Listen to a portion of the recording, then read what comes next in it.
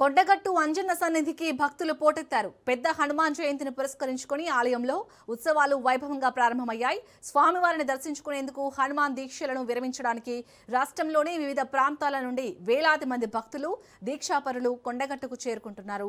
జయంతి వేడుకల సందర్భంగా ఆలయ అర్చకులు స్వామివారికి తెల్లవారుజాము నుండే ప్రత్యేక అభిషేకాలు, పూజలు నిర్వహించారు. అంజన్న నామస్మరణతో కొండగట్టు పరిసరాలు మార్మోగుతున్నాయి. భక్తులకు ఎలాంటి ఇబ్బందులు కలగకుండా జిల్లా యంత్రాంగం పకడ్బందీ ఏర్పాట్లు చేసింది.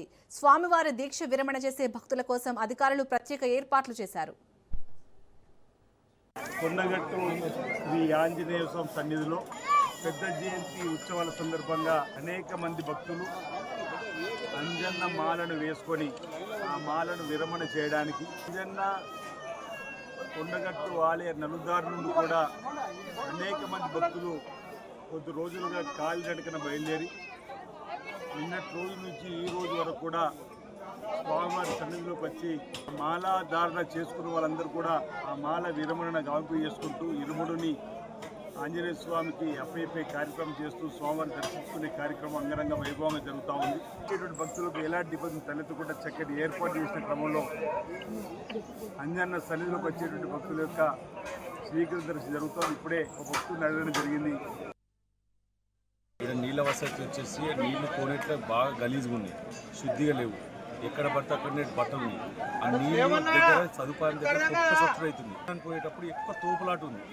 దర్శనం టికెట్ తీసుకున్న డబ్బులకు తోపులాట ఎక్కువ ఉంది. అట్లనే దర్శనంకి వచ్చేటోళ్ళకు కూడా తోపులాట బాగుంది. ఎక్కువ టైం స్వాములను బాగా ఇబ్బంది పెడుతుంది. దయచేసి దీన్ని తొందరగా చేయగలం అమ్మ. మాల వేసుకొని ఎంతో పవిత్రమైనటువంటి కొండగట్టుకు వస్తే కొండగట్టు కాడ అధికారులు మాత్రం భక్తుల గురించి ఏమి పట్టించుకునే పాపాలు లేదు. కోనేట్ల ఎంతో నీళ్ళు అనేది ఎంతో శుద్ధిగా చేస్తే జనాలు అనేది ఎక్కువ వచ్చినప్పుడు ఆ నీళ్లు గంటకొకసారో 2 గంటలకు ఒకసారో ఆ నీళ్లు మార్చి చేస్తే వచ్చిన భక్తులకు కూడా ఎంతో సౌకర్యం ఉంటుంది. కానీ ఇక మేము ఏమంటే మేము మాల మీద వచ్చినాము, దేవుని దర్శనం గురించి వచ్చినాము.